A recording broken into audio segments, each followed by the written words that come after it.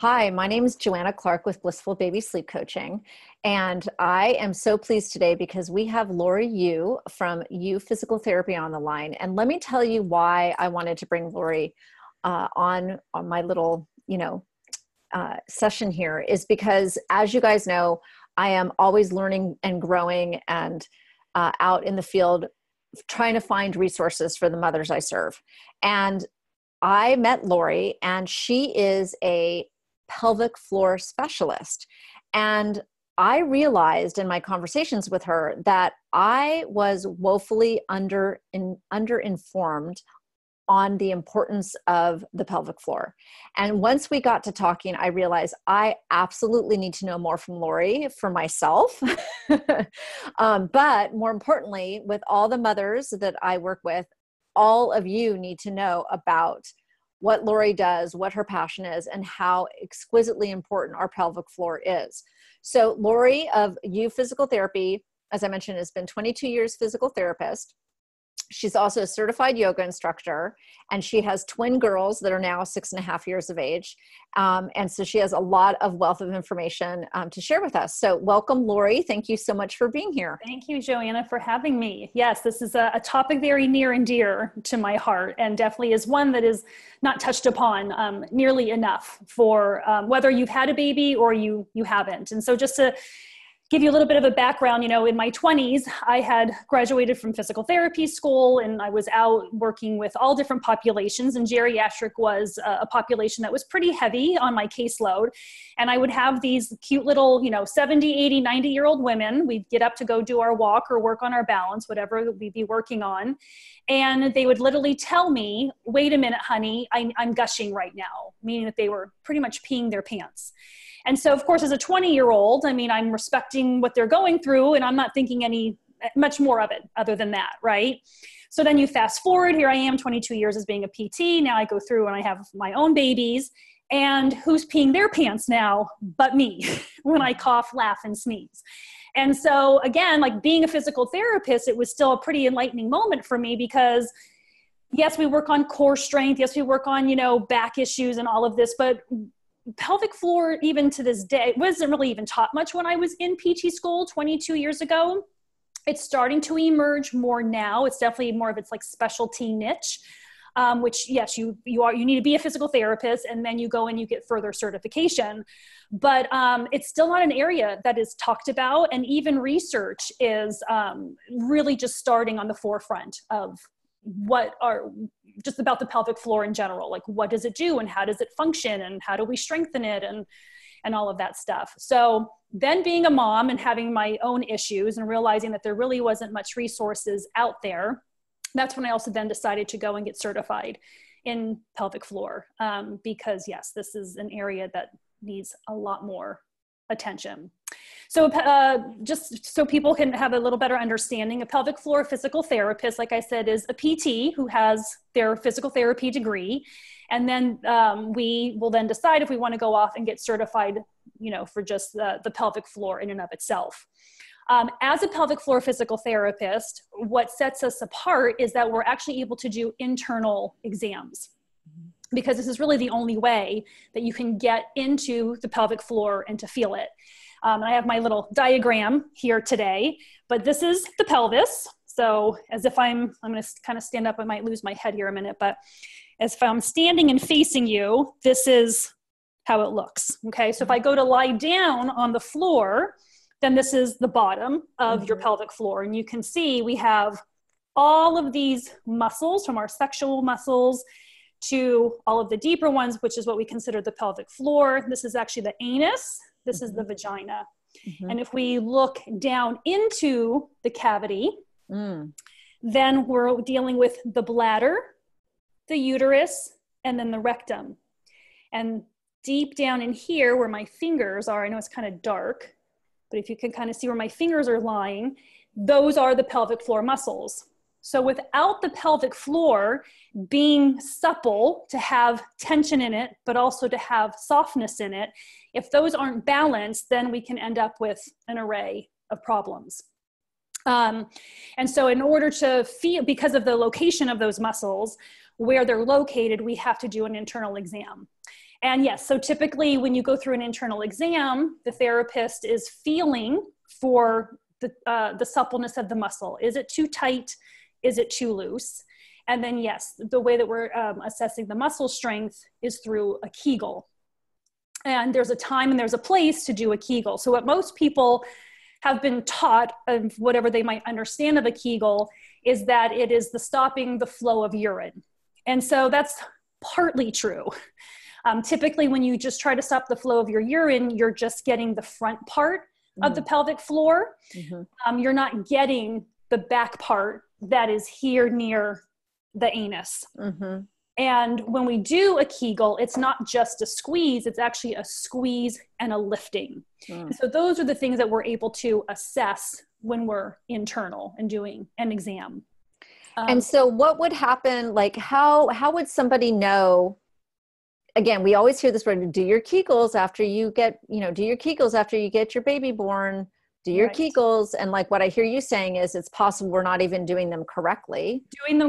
Or that we're doing them enough to make a difference. So can you kind of tell us like what happens what can happen in pregnancy, during pregnancy or post-birth that would affect your pelvic floor? Yes. So I'm going to back up 1 second on that Kegel, because for some individuals, some people, if you have a tight pelvic floor, so if you're suffering from pain with like insertion of a tampon, sexual intercourse, those are indicators that you could be having a tight pelvic floor. And for those individuals who have a tight pelvic floor, we do not do Kegels with. I see. Okay. That's essentially, if they're tight already, they have to work on the relaxation of the pelvic floor. So just like anything, there needs to be this movement that happens, right? So there needs to be the contraction, but there also needs to be the relaxation. And again, that's something we would find out through the internal exam. Are you able to relax the pelvic floor? And it's really surprising. I mean, I would say majority of the clients that I see don't need the Kegels right away. They actually need to learn to relax and soften. And especially us as women, we've been taught, right, to hold in our bellies. Suck it in, we're taking pictures. And so we end up, and a lot of people hold stress within their bellies as well. So we tend to be gripping all the time, making those muscles shorter and tighter. So a Kegel is not always appropriate for everyone. Great. But to kind of give, some indication. So, as your belly grows because of the weight of the baby, that of course puts more pressure on the pelvic floor, and those muscles tend to get stretched out. And in that stretching out, you can get the weakness. And with that, those are typically the individuals that will say, I'm peeing myself when I'm laughing, coughing, sneezing, running, jumping. So that's somewhat, and it doesn't mean that it's a definite that you're loose in those muscles, but it kind of gives you some direction, right, of which side of the fence you might be on. The individuals who have more of an urgency to go, I see the bathroom, I have to go, or those sensations of that you peed, but you are not fully emptying, is an indicator that the pelvic floor muscles actually might be too tight. Okay. And so one of the things that I work on a lot with new moms, because, our bladder behaviors are based off of, they're based off of just like our environment. So what I mean by that is many times I'll be working with moms who are like, you know what? I'm up with the baby at 2:00 in the morning. I might as well pee anyway. And so then you start to retrain your whole bladder that at 2:00 in the morning, you need to go pee, whether you do or you don't. So if you're urinating when you're not supposed to, or you don't have that sensation, then those are the types of behaviors that could be leading into stress incontinence. Into urgency. And the urgency is that I got to pee and I got to pee now. Okay. Even though you may not really have that going on. Okay. So there you are, you're pregnant. You've got, the baby's, there's a lot of extra pressure on the pelvic floor. Then you have birth, and whether you have a cesarean section or you have a natural birth, your pelvic floor, this is what I didn't know. I always thought, if you're going to have pelvic floor issues, it would be because you had, maybe a difficult birth. But what you had told me the other day is that it's the pregnancy, just the act of being pregnant and the pressure on the pelvic floor is the thing that's shifting. And that whether you had a C-section or an easy birth or a hard birth, you still have to attend to your pelvic floor post-pregnancy. Exactly. So can you kind of talk about what might happen like in pregnancy versus post-pregnancy and what that really looks like to actually get that help or to make this on a priority list? And why would you put this on your priority list as aftercare? When you always think lactation consultant, hopefully you think sleep consultant once your baby's 6 months age or older. You definitely think doula if you can, for at least bits and pieces, either during your birth or right after. We end up having so many changes structurally that can happen to us from the weight of the baby and just hormones alone. We end up seeing that. So that's why too, in that fourth trimester, getting back to the gym or get back to your running and biking, whatever might have been your exercise prior, we really tell our clients to just hold off and get in to see a pelvic floor PT as soon as possible.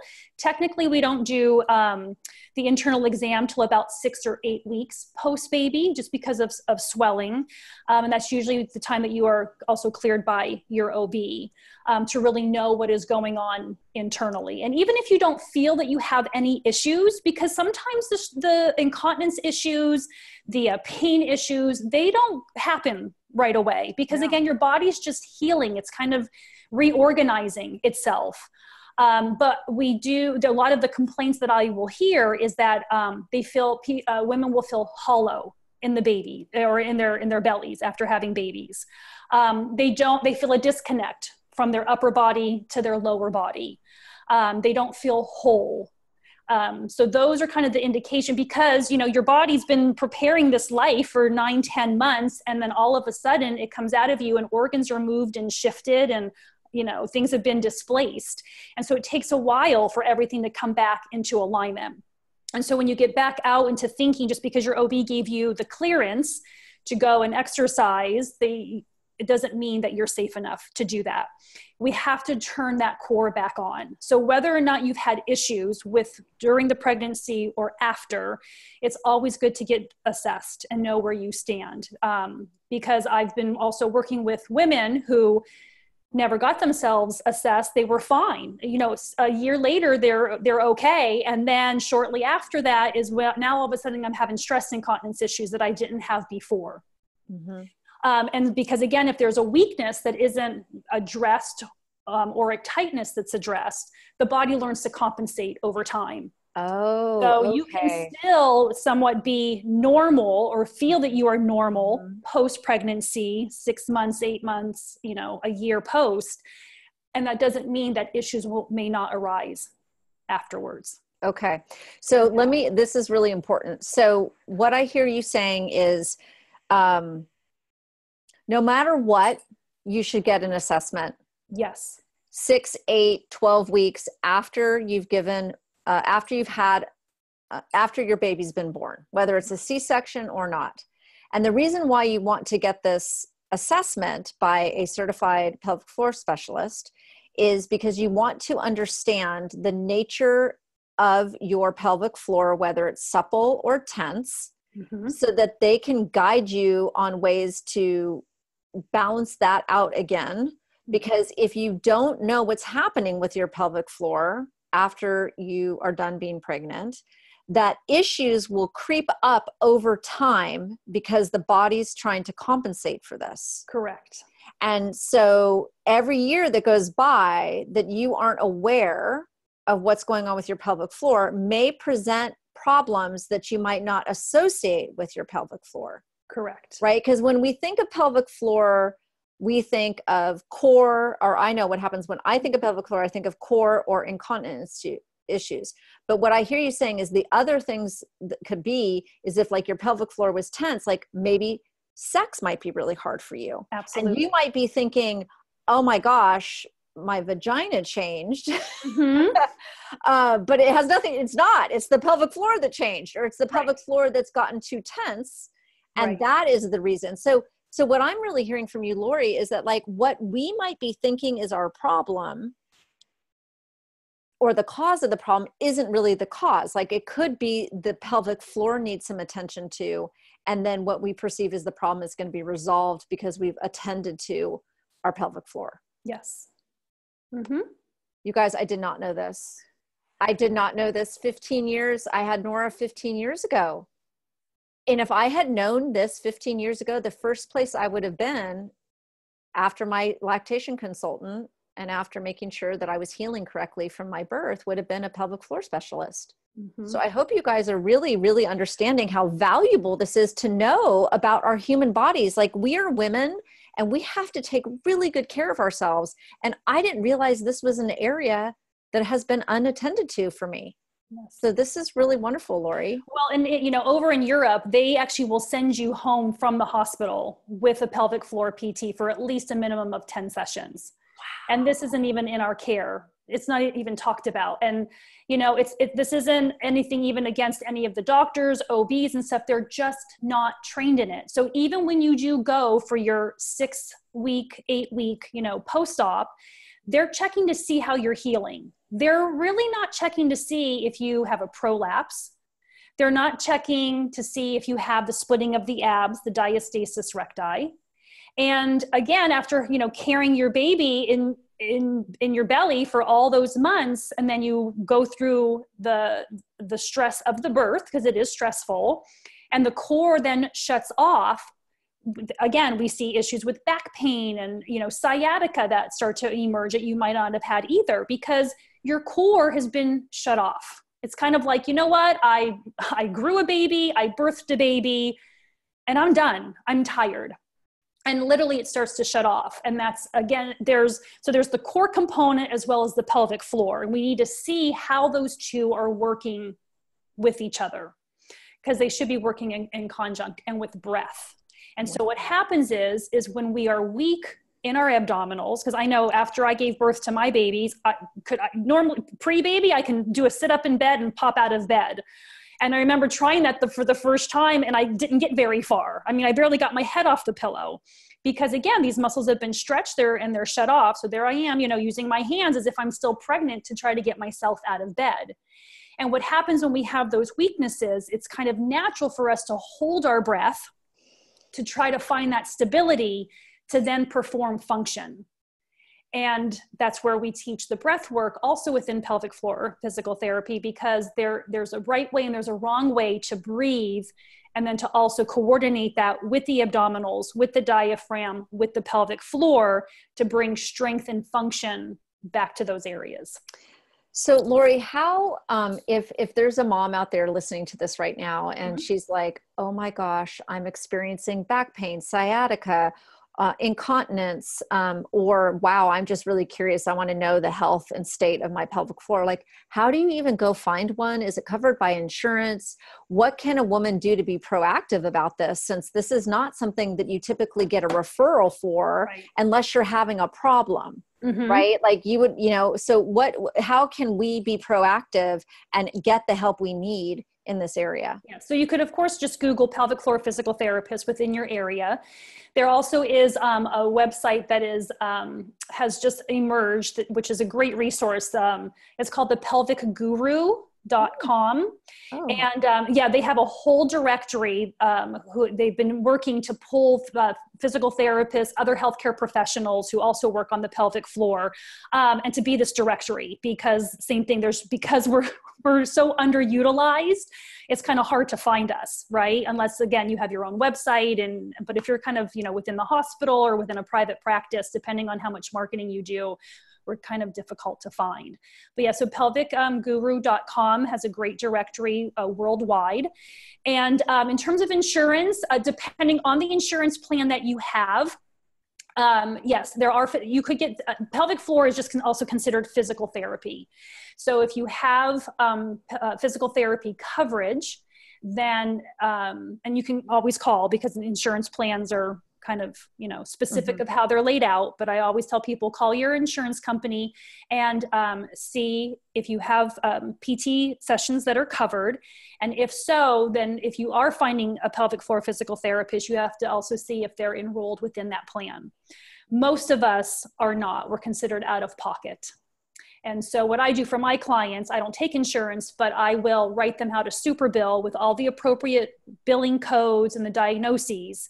And then they pay me, and then I give them a super bill that they then submit to their health insurance company.